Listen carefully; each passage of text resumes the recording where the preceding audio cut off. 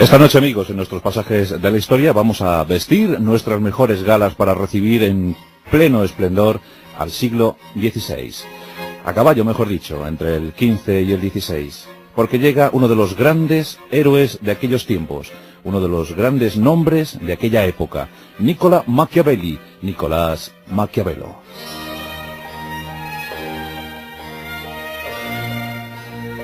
Y no fue manco el periodo que le tocó vivir a Niccolo Maquiavelo, pero desde luego, ese periodo, esa época, le fue muy ingrata. No le correspondieron sus coetáneos, no estuvieron a su altura intelectual, le menospreciaron, le vejaron, le mal quisieron. Niccolo Machiavelli tiene mucho que contar y esta noche algunos apuntes daremos sobre su compleja vida, sobre su compleja obra, sobre su compleja mente.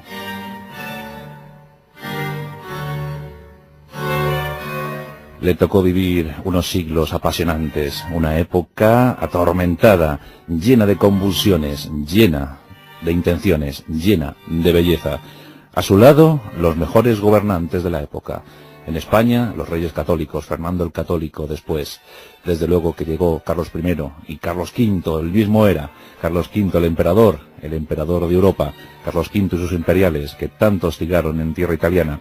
Pues por ahí, en España, y en Francia Luis XII, en Francia también luego Francisco I, en Alemania el emperador Maximiliano, y desde luego, al lado siempre, apoyando, admirando, queriendo a los Borgia, y combatiendo a sus terribles enemigos, los Medici.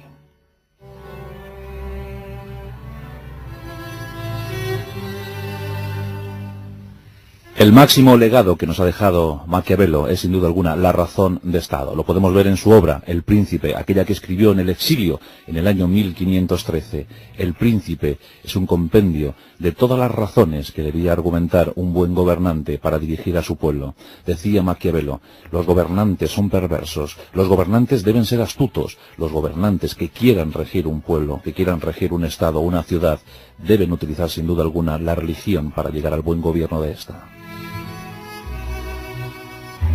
Ya sabía Maquiavelo el poder de la religión. Maquiavelo siempre fue consciente que los hombres eran los mismos, los gobernantes eran los mismos. Cambiaban los siglos, cambiaban las vestiduras, cambiaban los escenarios, pero las intenciones eran siempre las mismas. Maquiavelo afirmaba que había unos sentimientos que permanecían inmutables a lo largo de la historia, y estos sentimientos siempre acompañaban al ser humano. Estos sentimientos no eran otros, sino los de amor, odio, ambición y envidia.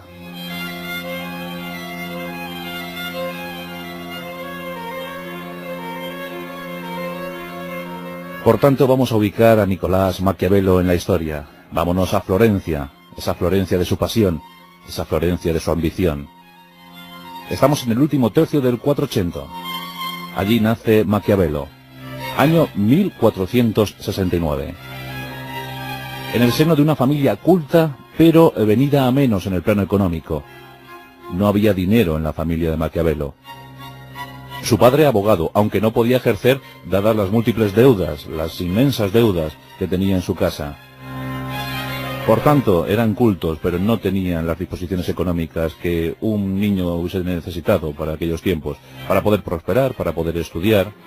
Por ejemplo, Maquiavelo no pudo estudiar, por ejemplo, el griego. No pudo estudiar griego, que era la pasión auténtica de la época. Se volvían a las formas clásicas, ¿verdad? Pero Maquiavelo no pudo estudiar griego.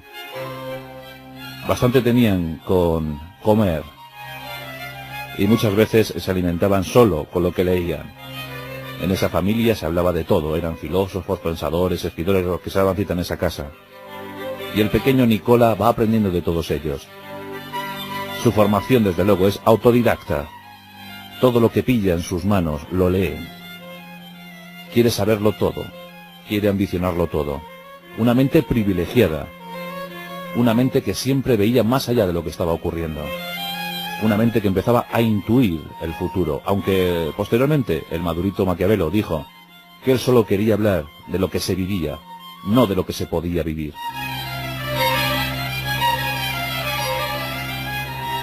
Por tanto, aquí le tenemos, naciendo en 1469, recibiendo escasa formación académica, pero amplísima formación literaria. leyéndolo todo, interpretándolo todo. Y siendo joven, con 29 años, es nombrado secretario de la República Florentina. Estamos en 1498. Y la ciudad empieza a ver cómo este joven se abre paso poco a poco. Es un buen político, domina a la perfección el arte de la política. Todavía no era el comediógrafo que después conocieron los siglos. Político muy inteligente, pero siempre él mismo se menospreciaba. Aceptaba cualquier tipo de trabajo. Cualquier dinero le venía bien. Siempre rebajaba su categoría intelectual para conseguir algo de dinero. Muy condicionado por el dinero. Nunca fue rico y dicen que nunca quiso serlo.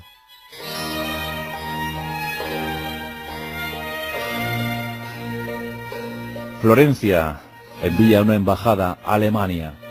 En Alemania, Maximiliano tiene intenciones de invadir. Quiere invadir el territorio italiano. Y hacia Alemania marcha el joven Maquiavelo. Su locuacidad, su inteligencia asombran a Maximiliano. Y esto produce que los alemanes se piensen eso de la invasión. Por tanto, a Maquiavelo hay que atribuirle el éxito de aquella embajada. Y desde luego los alemanes no quisieron saber nada de Italia. Junto a Nicola Machiavelli viajaba Francesco Vettori, con el que luego se cartearía. Una de esas cartas famosas a Vettori, dice la Enciclopedia Británica, que se puede considerar como uno de los máximos documentos escritos de la época, en cuanto a calidad literaria. Luego lo comentaremos. Dice Maquiavelo, después de su viaje a Alemania: los alemanes son una fuerza militar muy poderosa.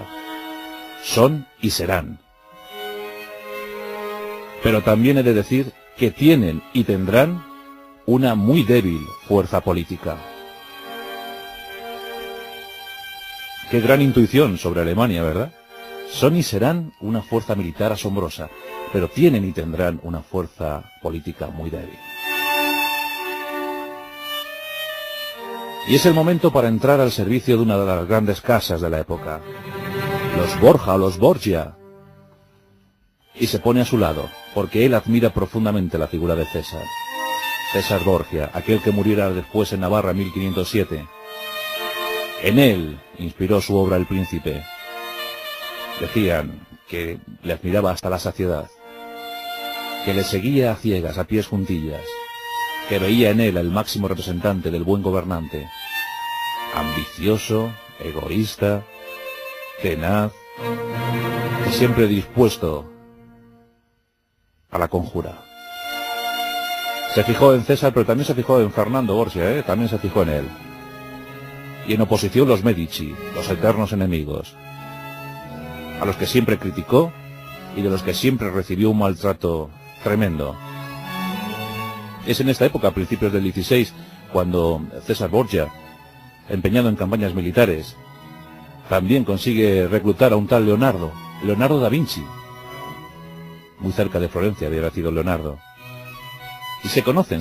Hay un momento donde coinciden los tres de los grandes nombres del Renacimiento. César Borgia, Leonardo da Vinci, Nicola Machiavelli. Debió ser exquisita la reunión. Hubo dos momentos en la vida de Leonardo donde intervino Maquiavelo.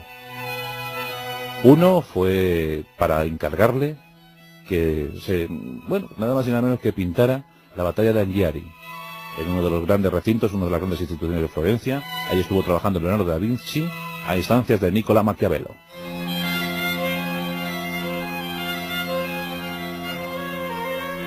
Pero hemos de decir que Maquiavelo no solamente era político, no solamente era pensador, escritor o comediógrafo. No, también le interesaba muchísimo el arte de la guerra. Él de hecho piensa que para que la ciudad funcione, para que la ciudad prospere, debemos abandonar las formas antiguas de los mercenarios. Antaño los ejércitos eran mercenarios, pero Maquiavelo intuye que esto no es suficiente motivo para defender una ciudad, y que los ejércitos deberían ser leales, idealistas, que lucharan convencidos, que murieran convencidos por la causa. Y así organiza un ejército lleno de entusiastas jóvenes florentinos, y con ello se lanzan a la aventura, se lanzan al ataque y a las guerras que mantenía la ciudad, las eternas guerras entre las ciudades-estado italianas. Pero la idea se le viene abajo. También los entusiastas idealistas jovencitos abandonan cuando la situación se ve muy comprometida. No luchaban hasta la muerte. Era todavía muy pronto.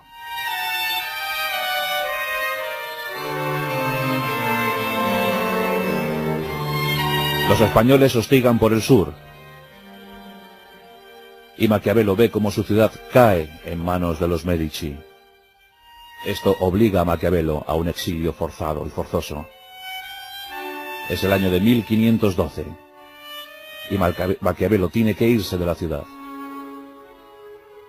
Se instala a unos 10 kilómetros de Florencia en una de sus posesiones, en una de sus pequeñas posesiones, y allí permanece olvidado.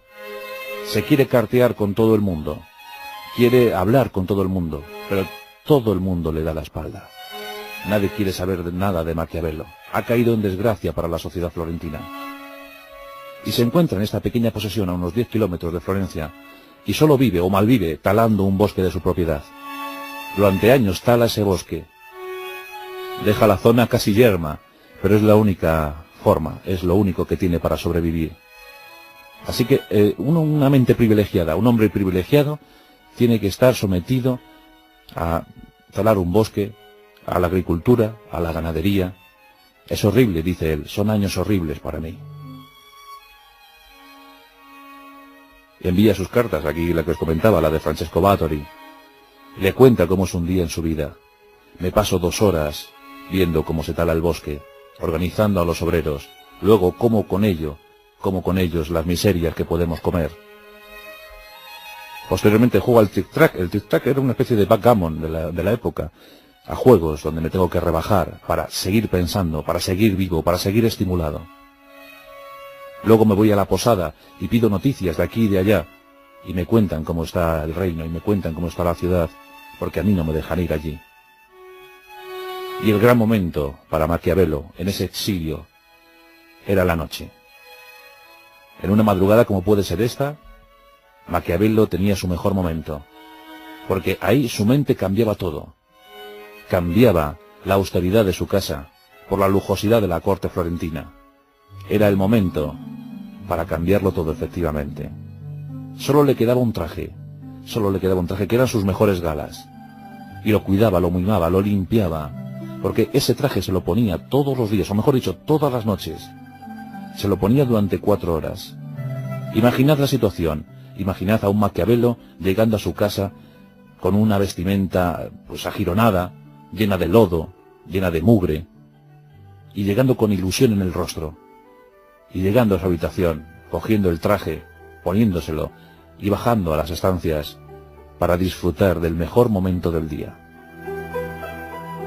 Y ese momento no llegaba sino de la mano de los grandes autores, porque junto a él estaban los libros de Dante, de Petrarca, de Ovidio. Le acompañaban, los leía, de arriba abajo se los sabía de memoria, pero seguía leyendo. Con su mente empieza a pensar en los grandes gobernantes de la época, y habla con ellos en voz alta. En una carta dice: debo agradecer la bondad de los gobernantes, porque todos, absolutamente todos, me respondían. Manteniendo el sueño, manteniendo el ideal vivo, Maquiavelo empieza a escribir, y comienza su obra. Una obra corta, menguada en número, porque no va más allá de los 6-7 libros, pero todos impresionantes. Esa obra va entre 1513, donde aparece el príncipe, hasta 1525, que aparecerá una historia florentina, pero sobre todo centrada en el exilio, en estos años del exilio, de 1512 a 1520. En 1513 aparece El Príncipe, libro de cabecera de todos los gobernantes de la época. Dicen que se lo envió a Lorenzo Medici, pero que este ni siquiera lo leyó, no lo tomó en cuenta. Más le hubiese valido haber leído aquella obra. El Príncipe en 1513, dicen que inspirado en la figura de César Borgia. Pero después escribió, por ejemplo, Discurso a la primera década de Tito Livio. Aquí nos habla de la República Democrática. También hace un discurso teórico sobre el arte de la guerra, el arte de la estrategia militar. Escribe sus poesías del Asno de Oro. Y por fin, en 1520, nos ofrece su obra magna, la gran comedia llamada La Mandrágora. Es el renacimiento auténtico para Maquiavelo. Todo vuelve a florecer en torno a él. La Mandrágora, no reconocida en su tiempo, pero posteriormente sí, supone un hito en el Cinquecento. Fijaos que en el exilio, en lo peor de su vida, consigue sacar lo mejor de su mente. En 1521 llega por fin la amnistía y regresa a Florencia. Pero son tiempos difíciles para Maquiavelo. Son tiempos muy difíciles porque incluso le acusan de conspirador. Dicen que está en una lista de conspiradores dispuestos a dar un golpe y derrocar a los Medici. Le encarcelan, le someten a tortura. Lo pasa francamente mal. Sobre todo dicen que su mente, siempre privilegiada, era la más angustiada, la que peor llevaba la tortura, la incomprensión, la dejadez de sus amigos, de sus anteriormente amigos. Pero bueno, se rehace, e intenta por lo menos rehacerse. Llega incluso a este encargo que, bueno, ya os digo que él siempre bajaba mucho su nivel. El gremio de laneros, el gremio de los trabajadores de la lana de Florencia, le encarga ir a Venecia, porque allí una colonia de homosexuales había apresado a tres miembros del gremio. Maquiavelo va, intercede, era un buen diplomático, logra la liberación y le pagan unos dineros. Con estos dineros compra unos billetes de lotería. Y le toca la lotería a Maquiavelo. Ya al colmo, le toca la lotería, 2.000 ducados. 2.000 ducados que apenas le sirven para levantar gravámenes y deudas. Pero por lo menos se pone al día. Ya os digo que nunca quiso ser rico. Siempre procuró no ser rico. En 1525, un hecho curioso. Un papa afín a la casa Medici, Clemente VII, le oferta escribir una obra sobre Florencia, la historia de Florencia, y le paga 120 florines. 120 florines que más vale que no los hubiese cogido, porque luego encima le acusaron de ser un afín a los Medici, los que le habían siempre acosado, torturado, instigado. Pues al final resulta que pasó por ser amigo, afín a los Medici, por aquellos 120 malditos florines. Era el año de 1525, y todo estaba próximo a su fin. En 1527, con 58 años, moría olvidado, dejado, denostado, criticado Nicolás Maquiavelo. Pero atrás su obra, su legado. Y el legado impresionante, la razón de Estado. ¿Cómo criticar la razón de Estado? Yo os voy a poner un ejemplo, aunque sea un ejemplo duro, muy duro. En la Segunda Guerra Mundial, Harry S. Truman ordena lanzar la bomba atómica sobre Hiroshima. Las dos bombas atómicas, la de Hiroshima y Nagasaki. Posiblemente Paul Tibbets, aquel que pilotaba el Enola Gay, aquel que soltó la bomba atómica, no sabía que en sus mandos iba la razón de Estado, aquella de la que había hablado Nicolás Machiavelli siglos antes. Truman argumentó razón de Estado para lanzar las bombas atómicas en Japón. Dijo: hay que defender la vida de más de 500.000 de norteamericanos que se lo hubiesen dejado en Japón al invadirlo. Por tanto, las bombas atómicas eran necesarias para salvar la vida de 500.000 de norteamericanos. Bueno, pues eso es razón de Estado. ¿Truman ha pasado a la historia como un asesino? Pues no, creo que no. ¿Qué se puede decir ante eso? Maquiavelo era terrible, pero es que decía siempre la auténtica y cruda verdad, la auténtica y cruda realidad. La razón de Estado debe prevalecer sobre las demás razones. Lo importante es la colectividad, no el individuo. Lo vemos reflejado en su obra El Príncipe. El incomprendido Nicolás Machiavelli. El siglo XVI. Con tantos y tan buenos nombres. El siglo XVI que sirvió para todo, para ver lo mejor y lo peor del ser humano. Y el que mejor supo interpretar al ser humano fue Nicolás Machiavelli. El amor, el odio, la envidia, la ambición permanecen imperturbables a lo largo de los siglos. Decía él que daba igual que fuera el siglo II, el siglo V, el siglo X, el siglo XVI, el siglo XX. Siempre seríamos los mismos. Cambiaríamos las vestiduras, cambiaríamos los escenarios, pero siempre seríamos los mismos, movidos por el mismo motor. El amor, el odio, la envidia, la ambición. Nicolás Machiavelli, todo un visionario, todo un intérprete de su época, presente y futura.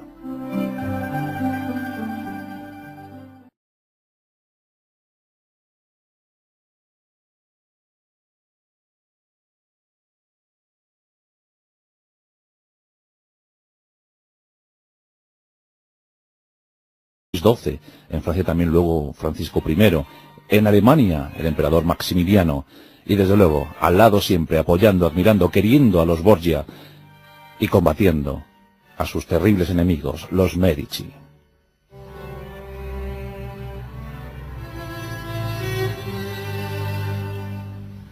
El máximo legado que nos ha dejado Maquiavelo es sin duda alguna la razón de Estado. Lo podemos ver en su obra, El Príncipe, aquella que escribió en el exilio en el año 1513. Y no fue manco el periodo que le tocó vivir a Nicolás Maquiavelo, pero desde luego ese periodo, esa época, le fue muy ingrata. No le correspondieron sus coetáneos, no estuvieron a su altura intelectual, le menospreciaron, le vejaron, le mal quisieron. Nicolás Machiavelli tiene mucho que contar y esta noche algunos apuntes daremos sobre su compleja vida, sobre su compleja obra, sobre su compleja mente. El Príncipe es un compendio de todas las razones que debía argumentar un buen gobernante para dirigir a su pueblo. Decía Maquiavelo, los gobernantes son perversos, los gobernantes deben ser astutos, los gobernantes que quieran regir un pueblo, que quieran regir un estado, una ciudad, deben utilizar sin duda alguna la religión para llegar al buen gobierno de esta. Ya sabía Maquiavelo el poder de la religión.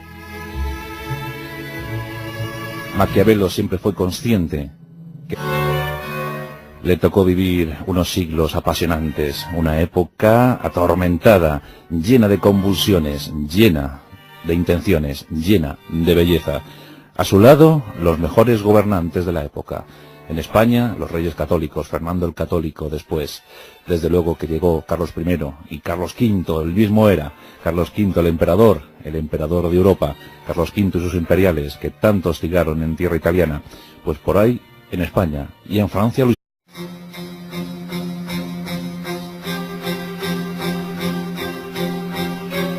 Esta noche, amigos, en nuestros pasajes de la historia vamos a vestir nuestras mejores galas para recibir en pleno esplendor al siglo XVI. A caballo, mejor dicho, entre el XV y el XVI. Porque llega uno de los grandes héroes de aquellos tiempos, uno de los grandes nombres de aquella época, Nicolás Machiavelli, Nicolás Maquiavelo.